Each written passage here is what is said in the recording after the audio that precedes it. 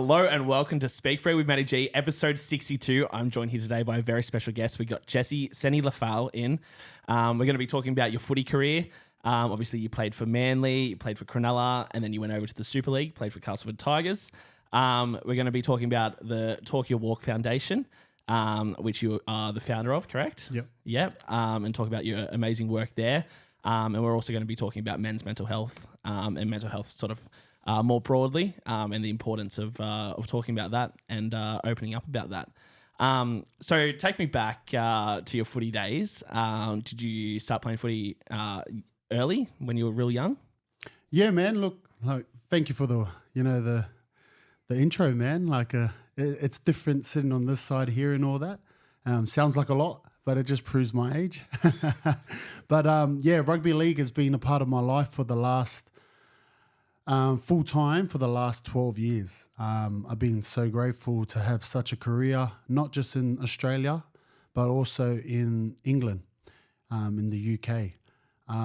If you asked me 12 years ago that I would have a career like this, I probably wouldn't believe you. But to be able to have this career and take my family along with me on the journey is honestly something any athlete should be proud of, but not just proud of, also, value yourself as, a person that's actually lived their life.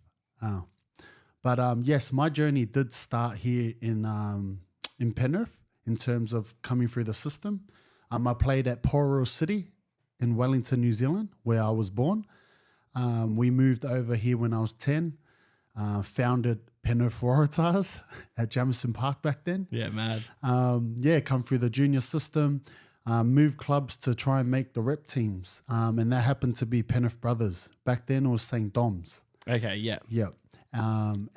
Made my first, Penrith rep team, so to speak, at the age of probably like 16 or 17. So, missed out on a lot of the junior, but got my way in there. So, look, like you said, it's after that, come through Penrith and then made it into the NRL, but had to move out of the area.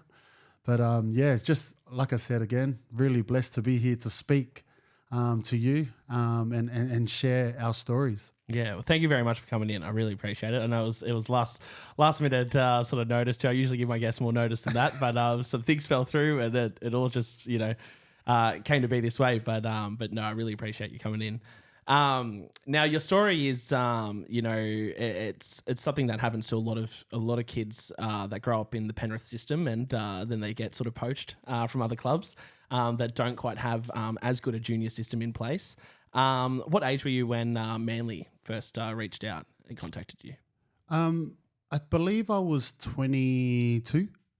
Yeah, 22 years old. When you say poached, I wish I was.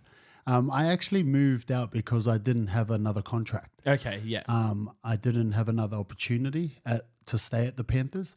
And at that time, when I signed my first full-time contract, it was through Matt Elliott for 1 year. And then the second year was under Ivan Cleary. And after that, I played lock my whole year before Ivan Cleary came. And then Ivan Cleary came and he goes, I believe you're a centre, mate. So I started playing centre and I probably had the worst year. And then after that, he just said he wasn't, no needed in our squad anymore. So I had to try and find a contract. And to be honest, during that time, man, I wasn't always the most talented guy on the field, I was more of a, work hard at training. And if someone got injured, I'll get an opportunity. So round one was probably the worst time of the year for me because I knew I wouldn't be playing. But it just getting in there and, it's not how the plane takes off, it's how it lands. So 100%. As long as I'm in the last games of the season, I found it like a win for me to be in those finals. Yeah. And I mean, that just goes to show you, your determination because a lot of people would hear, you're not needed in the squad anymore and they think, oh, well, I'm not good enough or, that's it for me. I've made it as far as I can come. But you didn't believe that. You decided, no, I want to keep playing. I want to keep, striving for something greater than this. Oh, 100%. Like, and you learn these things as you go in your career. But when you're young, you're not really educated. You think, you're right all the time. But looking back, man, like I had a lot of development to go. I'm like a December born baby. So naturally, if you look at the numbers and the stats on first division players, rep teams, you'll look at those stats, and I tell you now, I've seen it myself in the Penrith system. SG Ball, right? It's almost 63% of the players in SG Ball are born in January to March, and they're called Q1 babies. Then obviously after that, the next 3 months is Q2. So 62%, I think it was, are born in that age. That's in Harold Matts. Yeah. When I looked at the Q1 babies, where I'm born, December, it was 4 players out of the 32-man squad. Yeah, jeez. So if you look at those stats, it's year on year and it hasn't changed. It's just because of development. Because I'm the youngest kid in that age group. Yes. So I haven't really... Because it works from that calendar year, right? And it's like school doesn't work like that, but footy does. And it's like these kids are almost a full year older than you, and it might not sound like much, but when you're growing up, that's a lot of development. The difference between a 17-year-old and a 16-year-old is, you're growing so much at that age that, there is such a discrepancy. Yeah, man. But yeah, it's a good message to our young athletes coming through, that don't make Harold Matts, don't make SG Ball. If you're in a Q4, like myself, understanding the system now, I used to always think, man, I'm putting all the work in. Why aren't I getting these results? I'm running the Tregear Hill. I'm getting up in the morning doing these extras, but I'm still not getting picked. But then when I look at it now, after all the years and now the science and then the numbers are coming out, it's just because my development just wasn't there yet. Yeah. And sometimes development in the brain, learning the actual game, understanding the game was very hard for me, to learn. Now, I look at the game really different to what I used to look at it. And that takes time. And a lot of us leave the game before you actually got the proper development in the game. Yeah. And that's what's sad today. So just a quick message to our young listeners. If you're not picked for a team, if you've missed out on a certain squad, don't think it's over. You just need to do more work and you just need to develop more, and then you'll get your real opportunity. So just be ready. Well said. Very well said. Now, so you're 22 when you got to debut at Manly, or were you a bit? Was it further down the track? Yeah, man. I was actually 23 when I debuted. I was the last out of my group of friends. I was like probably the oldest kind of person debuting at that time. There's a lot more better stories now. But during that time, usually if you haven't debuted by the time of 21, you usually go get a good job and start setting up for your family. I think for me, everything changed when I had my kid at 18. The growing up in terms of responsibility became really important to me. Being a good father became really important to me. Becoming the best version of myself for my baby and my family really pushed me to make changes and make sacrifices so I could provide, and not only just working hard, but provide in a space that I loved to go to every day. And I knew that was rugby league at the time. So yeah, it was quite a journey going to Manly. I'll tell you now, like we signed the contract, right? I think it was like 30 grand to go full time, right? But my rent at the house that we're going to move into was like 37 grand a year, right?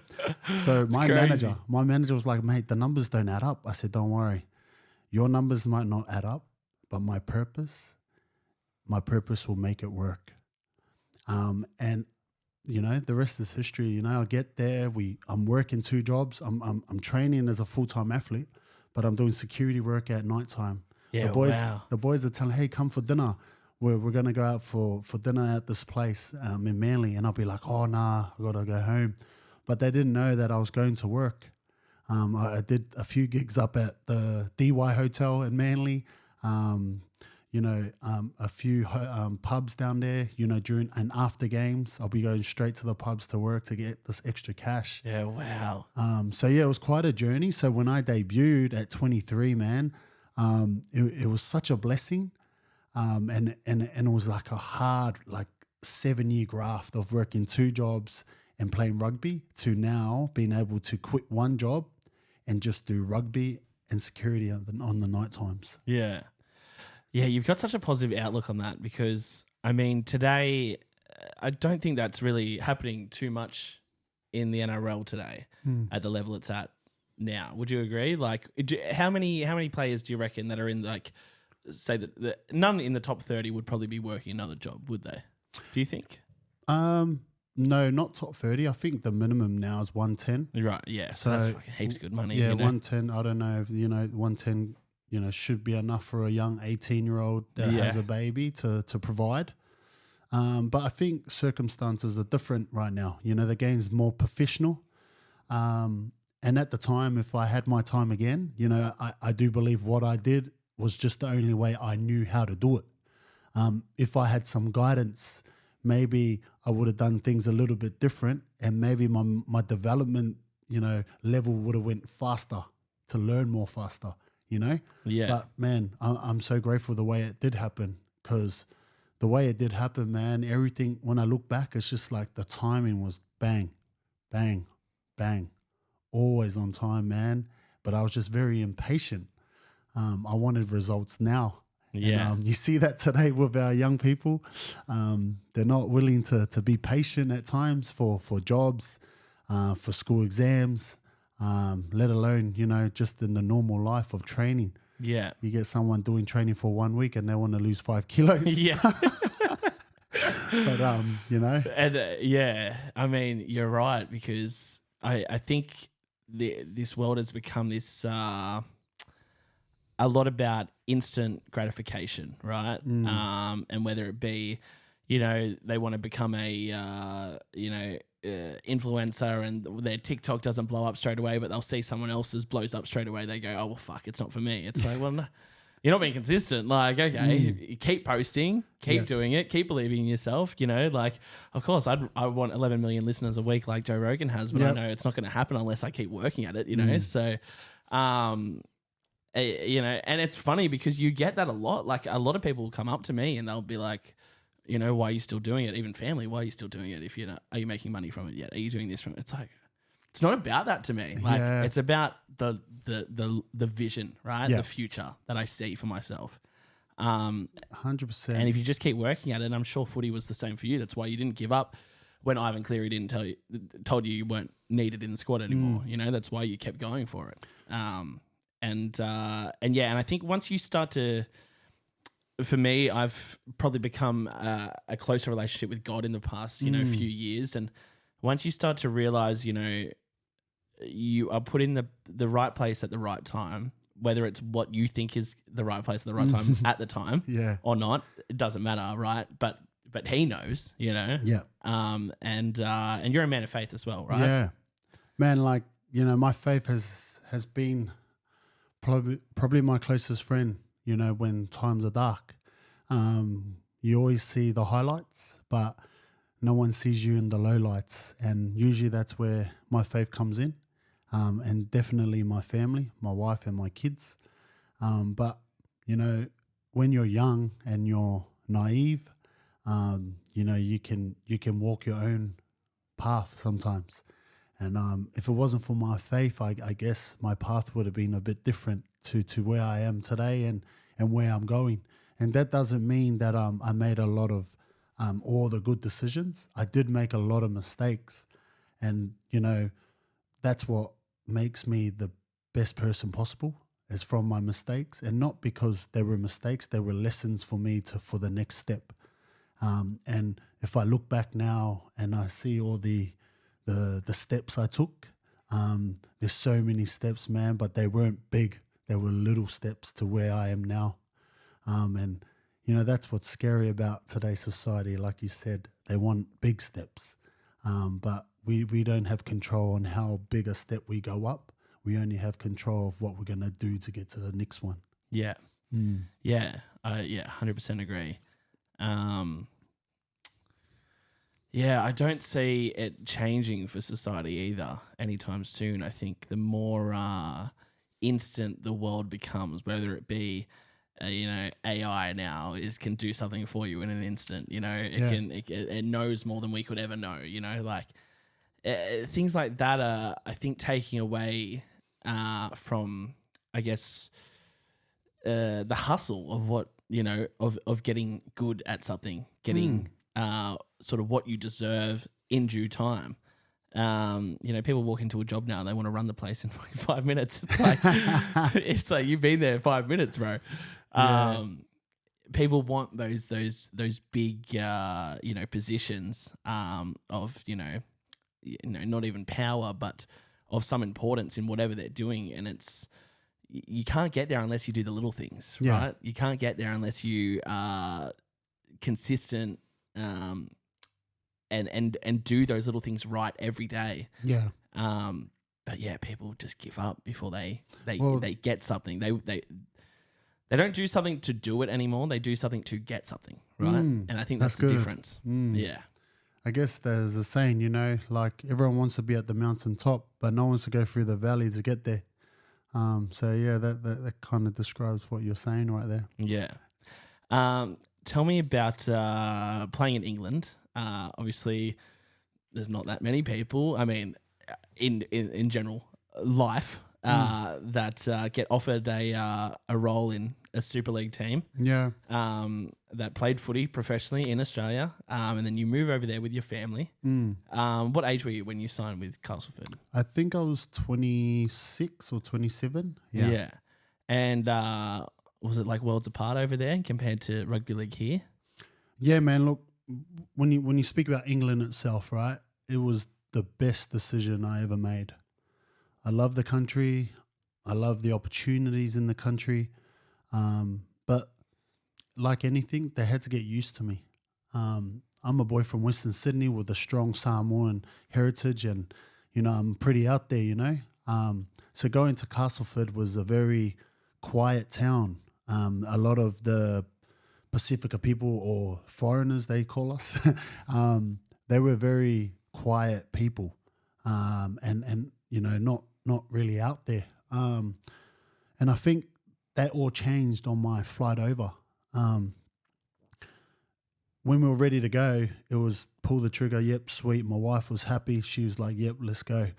The moment we started packing that week, and then the goodbye at the airport, man, that was probably a tough goodbye. And that's when it really hit me, when we got through customs, got on the plane, and there was only one-way ticket. You're looking at it and you're like, wow, this is for real. This is going to be life for 2 years.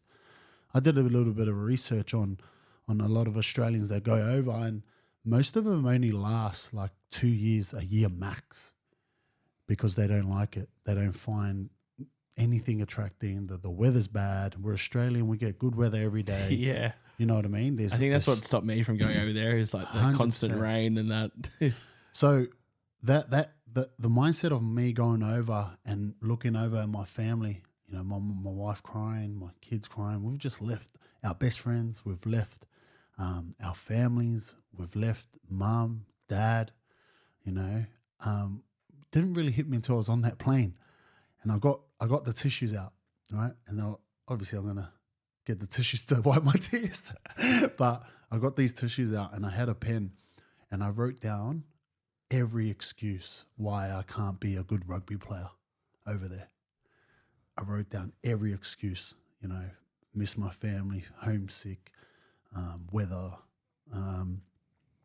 not fit enough, not strong enough, no one likes me. Wrote every excuse possible. And then I had another tissue, and every excuse I wrote an outcome, a positive outcome. So for instance, homesick, build my own community. Like not playing good rugby, train harder, get a mentor, you know, not knowing anyone like my dad or my mom or, you know, find a pastor that you can talk to. Man, and I answered every excuse on that plane. And then I had this new tissue and I literally set the whole 9 years on that tissue.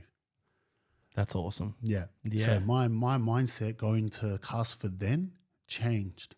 I wanted to have an impact in the community in Castleford. I wanted to be the most different overseas signing ever, not just as a player, but as a person. And I wanted to have an impact, you know, like, yeah, on the field impact, but an impact where they go, this new light of energy is so different. Yes. Now it's either you like me or you hate me, you know, and that was the attitude I had. And in saying that, man, I'm so blessed that the Castleford community really bought into it. And my first year, I'm not even lying, with everything that went on, it was one of the best Castleford seasons in the history of the club.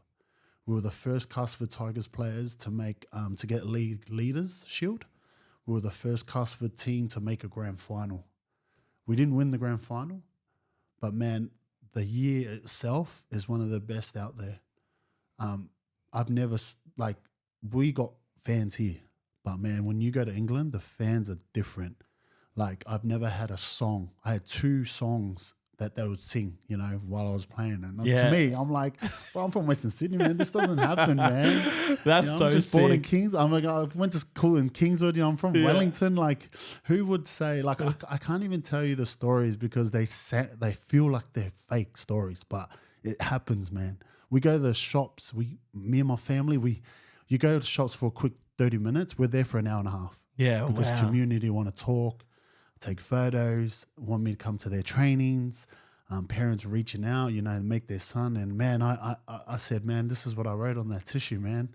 You know, you got to watch what you pray for because it comes down massively. Yeah. And yeah, man, like I could share, but it honestly, it sounds like a dream, but only my friends and family that actually came over to the England to see it would believe it, bro. Yeah.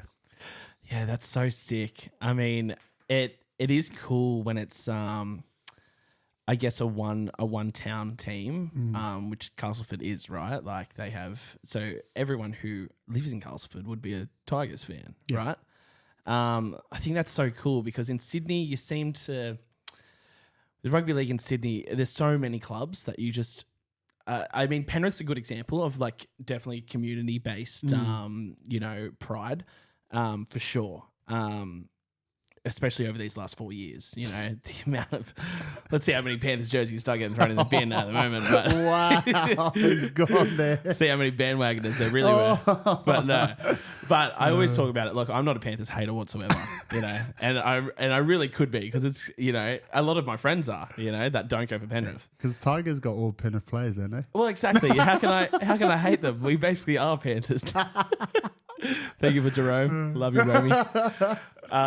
But what I really took from the last 4 years is like how much pride that gives a community when your team's going well. So I can 100% relate to what you're saying with Castleford going well that first season of yours, and because like you all would have been heroes to them, you know. Was it that sort of vibe? Was it like you'd walk to the shops and it'd be like, sort of get mobbed? My first day there, one of the boys that are here now, his name's Sene-Lefao.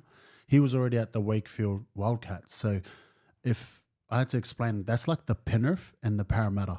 So he was from Wakefield, I'm from Castleford. Right. We don't get along, right? And this is the first night I'm actually in the town, a little town called Pontefract. We went to get some pizza because we had nothing in our fridge. We got there and we could hear hey, is that the new signing from Castleford? I think that's Jesse. And we're like, wow, this is so small, this town, man. And then the worst part was like, he's hanging out with that Wakefield player. With the enemy. Bro, yeah, literally, man, literally. And like me and T, we grew up over here together, played all our rep rugby together for Panthers. He debuted over at the Roosters. I debuted at Manly, you know? Yeah, so wow. It was crazy to be in another country and playing against each other. Yeah. You know, so it was special at the same time. But yeah, man, the fans are so different there. Are very loyal too. Like when I had injuries, man, like I would get like cards and things sent Really? to my house. Yeah, wow. To speedy recovery, and like my sponsor, everyone gets a sponsor, and my sponsor Adele Higgins, shout out, let's go. They're like family to me now. She has 3 kids. And Anthony, her husband, like they sponsored the club for a long time. And when she sponsored me, like it wasn't just like I was her sponsor player. It was like she's part of my family. And I can honestly say that. And you would ask her as well, like we are that close now. Like she used to come over, make a brew Yorkshire tea, big thing in the UK, and we buy it now here. And it was just like that, come over. Yeah. We buy each other's kids presents for Christmas and that. And that's she nice. made it feel special, Yeah. Especially being so far away from home. Yeah. That would be such a huge impact on you. Yeah. To have that sort of nice like family Oh. vibe around you. Yeah. Or extended family vibe, Definitely. bro. make it feel like home. Yeah.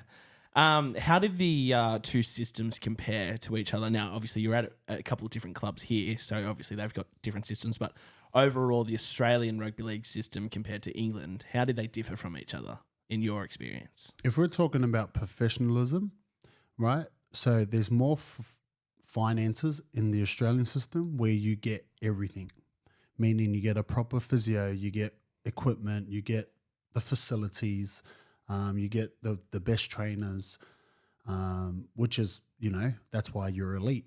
Yeah. When you go to the UK, you have to do that yourself. Don't get me wrong, they got physios, they got trainers, they got sometimes the facilities aren't the same, but the pay package is very different.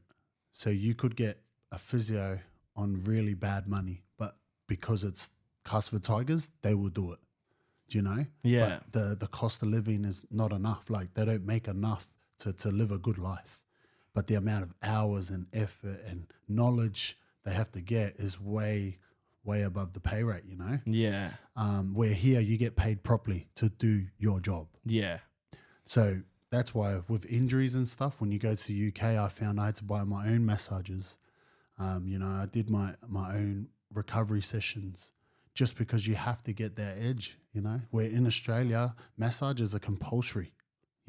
Everyone in their 30-man squad gets a massage every week without fail. Where in the UK, you train, you do your gym, you go home. That's it. Yeah. And if you want all the extras, you do it yourself. Yeah, wow. That is, such night and day compared to here, eh?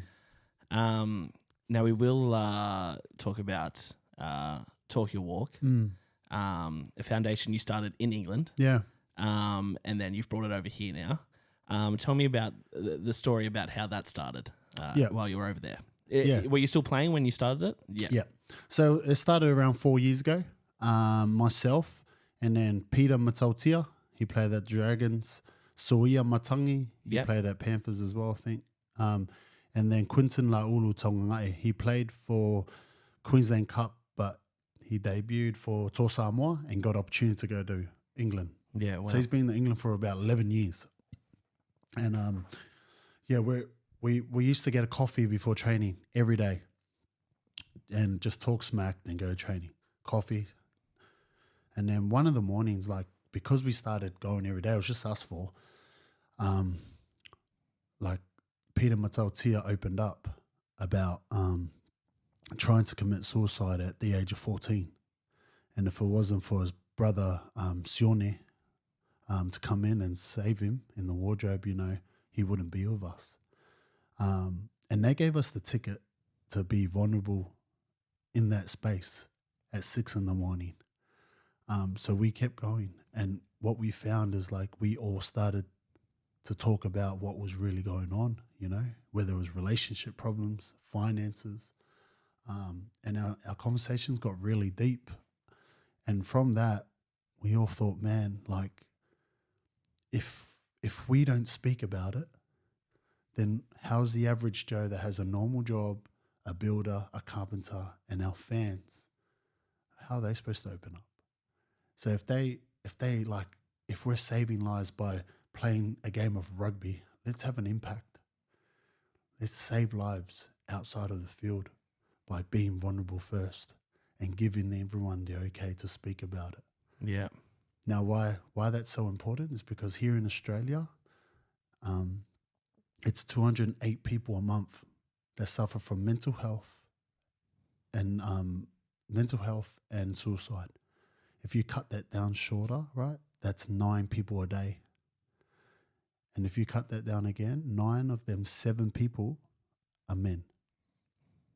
So that's why I've come back here with a good purpose about saving our men. If I can create that safe space to speak, we can save more lives here in Western Sydney.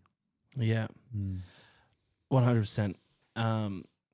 There's such a discrepancy when it comes to suicide in this country. And that's not to diminish women who are struggling as well, but 100%. Like, we don't say that, but in terms of ladies, they can speak better. The stigma is not there the same way it is for women as it is for men.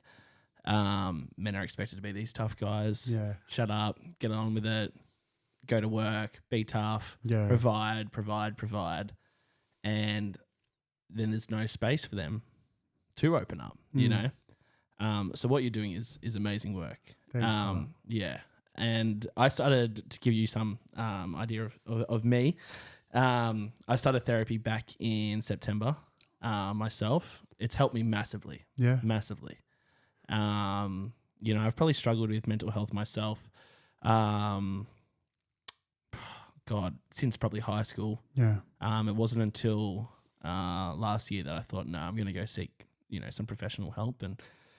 And since then, and if anyone's feeling the same way, I urge you, please go get a mental health plan from your GP.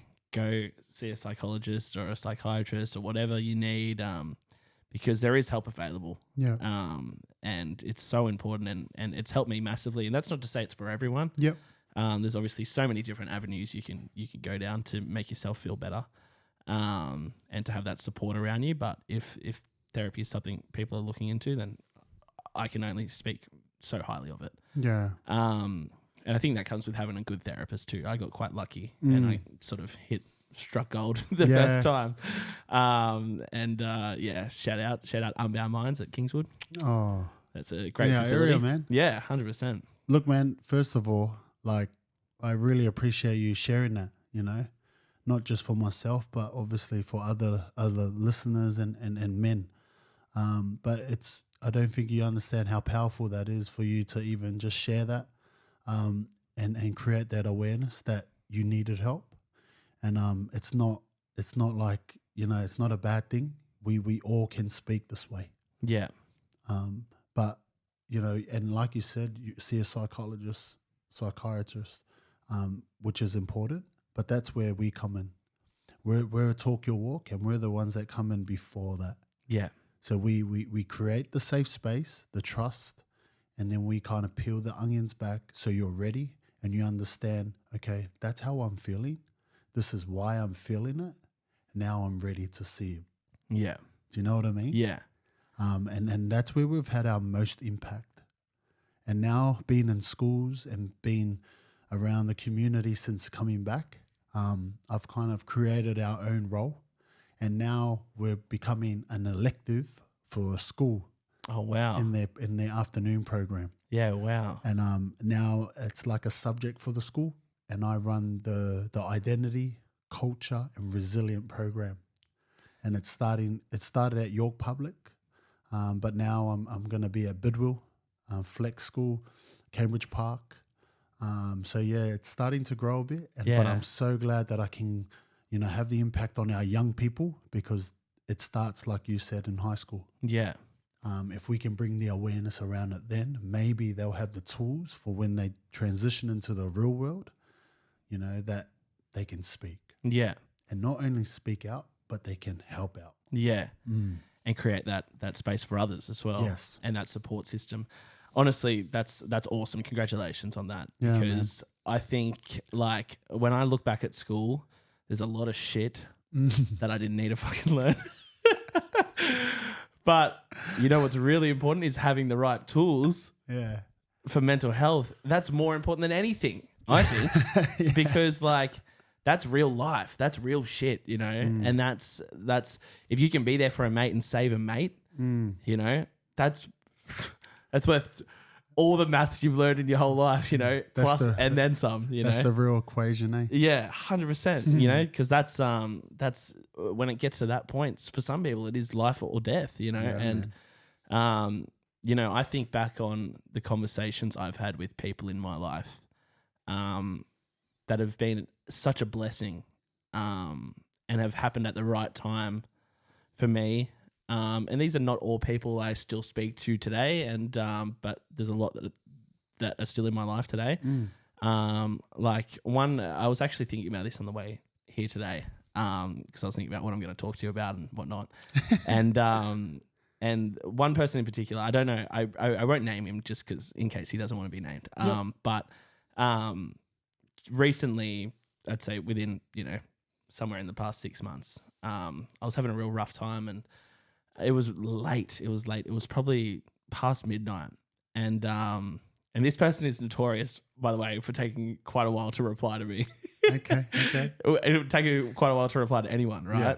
That's just how he is. And I was going through a real rough patch, and I messaged him and just reached out, and he messaged me back straight away, and we ended up having this really amazing, beautiful conversation, just over text, you know. But I don't even think he really knows how much that really helped me in that moment, and how much that actually saved me. And to me, that conversation to me was not just a conversation; it was a blessing, you know. And it's moments like that really can save someone, you know. And that's what I want to sort of drive home today as well, is that when someone reaches out and you think, oh, this seems a bit off, you know, they seem a bit off or whatever, we all have that inkling. I feel like we all have that inside us to be able to tell when something feels a bit wrong.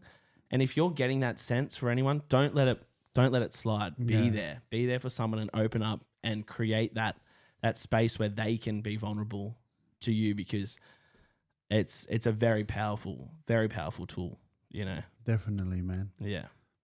We have this thing called check-in fam, and that's one thing, trying to be there for someone. But how do we get to that conversation? If you look at our life today, 90% of our conversations are surface level, meaning, how are you? Good. What'd you do today? Nothing. Surface level. Yeah. All the time. Now, what we've done is an acronym that starts with FAM, fam. So first one is like, we'll do it now, you know, like how's your family?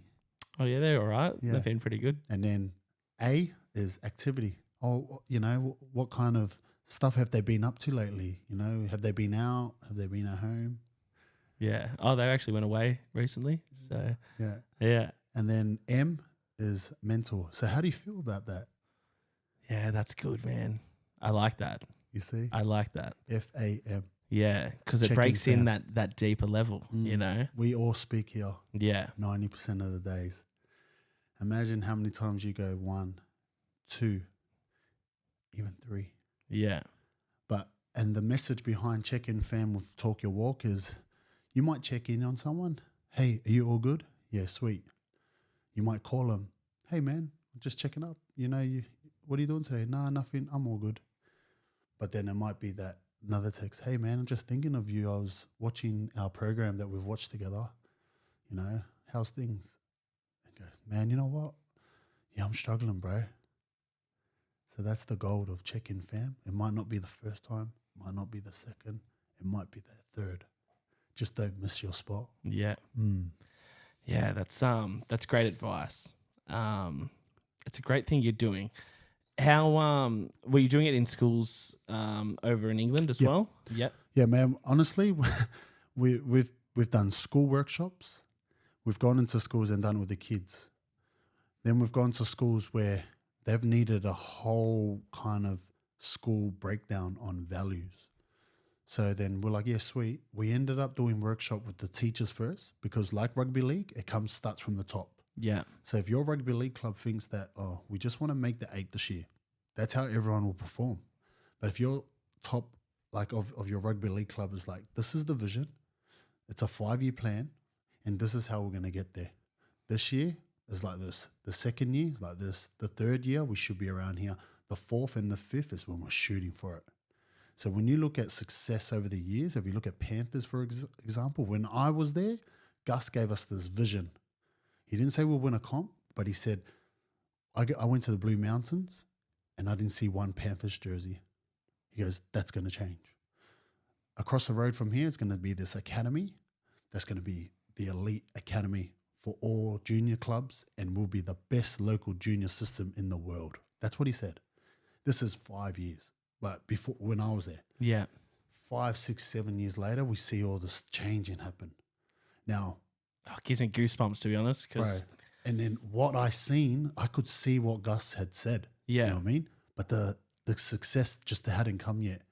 It's funny enough, when he left 2 years later, obviously you need new leadership. And I think it's Matt Cameron right now. I think he was the ticket to making it all kind of meet each other. Yeah. But it had to start somewhere.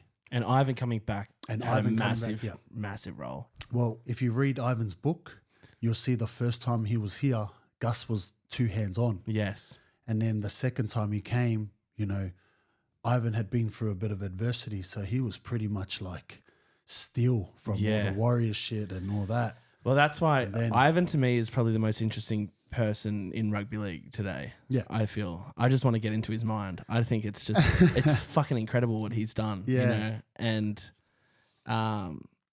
yeah. Anyone who said he's been gifted with is clueless, right?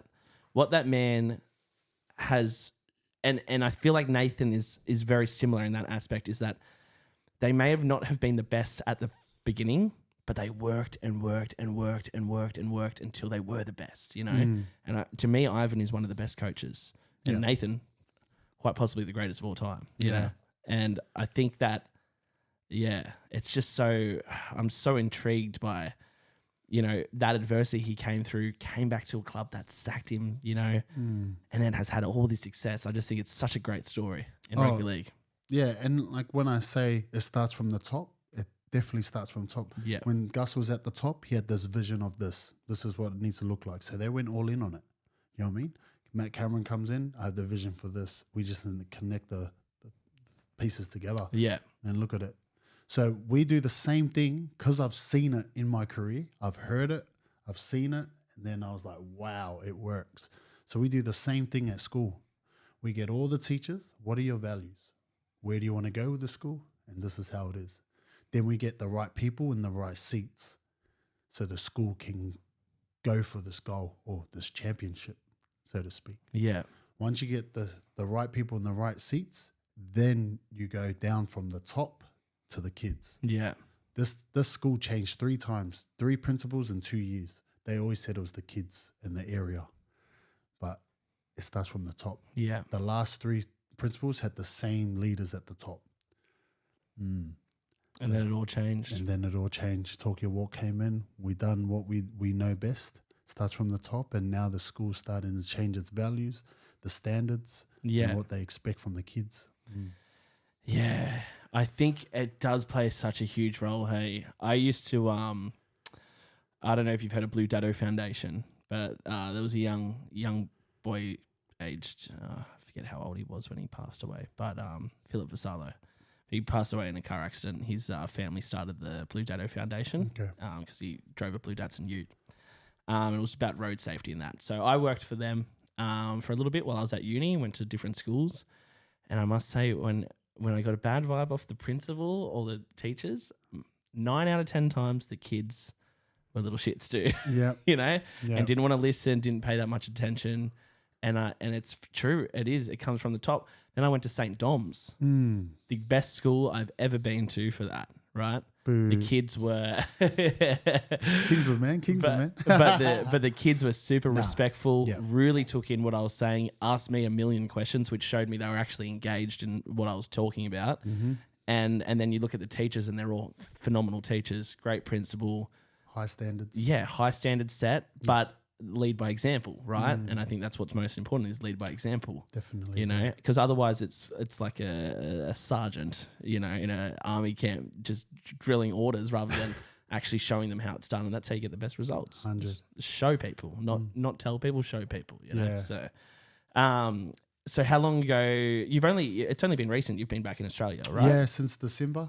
Yeah. Wow. We got to spend our first Christmas here, first Christmas in 9 years. So A nice, hot, warm Christmas. yeah, in a singlet. Oh my gosh, we've been having like Christmas jumpers for Christmas for the last 9 years. Very special, very special. But I did miss my UK family that we created over there. Like I said on my tissues, that I need to create a family, community, and I can honestly I say that like we've got a group. We're called the Mafias because we play this game Mafia. And our families almost all moved over here now. There's still a crew over there. But if it wasn't for, one of the boys, his name's Quinton, Q, one of the boys there, he lived literally 2 streets away from me. And we spent a lot of time together. We started a few businesses together. And the first business in lockdown was a sweet business, all lollies and that. We call them sweets in England. And because no one could go out, we would put a box of sweets in a box, and it's a surprise, and you order, and then we drop it to your front garden, and you transfer the money. Yeah, wow, that's cool. Because of COVID, Yeah, and then we done that. Didn't everyone get so creative during COVID? Bro, eh? it was so fun just doing that. And then we started a property business over there together. Yeah, wow. So we spent a lot of time, man. Our property business was called Tri-Line Property. We had to find investors. Honestly, when I speak about these things, it's like I said, it's like a movie. The things we've done over there. Do you feel sort of removed from it in a way? Like mentally, is it sort of like looking at someone else's life a little bit? Because it was sort of like this different life for you over there, wasn't it? Mate, it's such a different life. Like I had 3 pubs over there. Yeah, wow. And I didn't even own a liquor license, but I employed people who did. Yeah. And like how? A lot of people. But man, like the people I was around, like another mate called Harry, he has a burger shop over there called Harry's Burgers and Shakes, but he was in the industry as well. I love that guy. He's like family to me. And this is what I mean. My community was so big. It was like my family was there. Yeah. Do you know what I mean? So leaving the way it all happened, it was sad because I didn't get to say goodbye to a lot of my community and my family because things were rushed while we came back to Sydney. But that's probably one thing that I wish I could do is just say a goodbye and a cuddle and let them say goodbye to the kids and my wife. Because when we found out the news about my brother-in-law, we were out of the country within 4 hours and straight to Manchester Airport to come home. Yeah, tell me about that story. Well, that's why I'm really passionate in the space I'm in today. 4 months ago, we got a call that my brother-in-law, my wife's brother, was dead, was hanging, and from that call, it was just screams and to this day, it still shakes me a bit because the way my wife was crying. Within that call, within 45, 50 minutes, we were on a taxi going straight to Manchester Airport to fly here. We got here 36 hours later. That's how long it took us to get here. But the whole time, we actually thought he had passed. He was gone. We get here, he's in ICU. There was a chance, and we're so blessed, So he didn't lose his life, but he lost his vision. And then once he got out of ICU, there was still a lot of problems because the brain had been so far gone. There were things not working like normal. Yeah. So memory loss was one of them. Big tragic events were kind of deleted out of his brain, so he had to retell him stuff. To this day, he is doing a lot better, but there's still memory issues. But the vision is still hasn't come back. Yeah. Within 2 weeks, my wife, I went back home to sign my new contract, and we're buying a new house at that time. I'm in the UK. I got 2 more weeks to come back. She goes, I can't do it. And I said, what do you mean? She goes, I've been with Michael for the last 2 weeks, and he needs so much help. I'm willing to put my hand up to be the full-time carer. Yeah, wow. Without a doubt, after 9 years, I knew God had a calling for me. Packed our 4-bedroom house into 2 suitcases, put as much as clothes and then that from the kids and my wife and myself in them. And I came back. We left the whole house furnished. We left the businesses, and I said to the boys, look, I don't know how this is going to end up. I don't know where I'm going to be, but I need to go home. This is where my wife, God's calling me. So I've come back here, kind of put everything together. And now I'm in, I brought Talk Your Walk here, and I'm in the space where I can help people become the best version of themselves. And then I actually believe we have programs that save lives. And that's why I'm in schools. I'm talking at events with the Penrith Panthers. I'm going to corporate events. I'm connecting with a lot of principals and stuff like that. And man, at the moment, I kind of like, you should have a vision of where you're going, but the vision is there, but I actually don't know what it actually looks like after I get a full week's work or a full term's work. So, very grateful to be in this position. Don't get me wrong, but I need to start building a team now so I can share out the work and I can be in more places to have more impact. Yeah. But that's exciting too, right? Yeah. Is that you are in a position to do that now. Yeah. And that just shows how much you're growing, and how much the foundation is growing as well, and how many people it is impacting. Yeah. I wish we had more time. I really do. Nah, all good, man. Thank you so much for coming in and sharing your story. We'll have to do a part 2, I feel. But you're welcome back anytime. I really, really appreciate it. Nah, thank you. And thank you to everyone that's listening. It's a lot of time, and I'm grateful for you, taking in this, and hopefully you can help someone out there as well. Awesome. Take care. God bless. Let's go. Let's go. Thank you, brother. Oh, man. And remember, guys, speak free with MattyG.